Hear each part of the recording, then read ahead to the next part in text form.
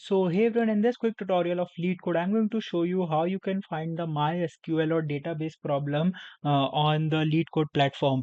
If you don't know, other than DSA, the LeetCode provides you with the database and MySQL query problems also. So to find that, you need to do all you need to do is to just simply come to this page, which is the problems, and here all the problems are listed.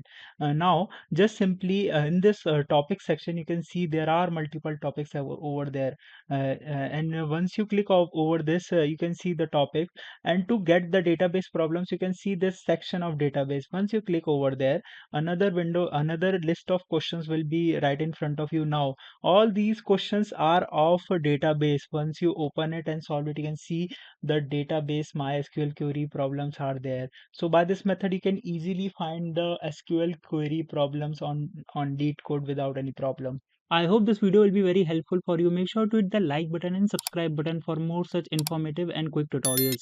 See you in the next one. Take care.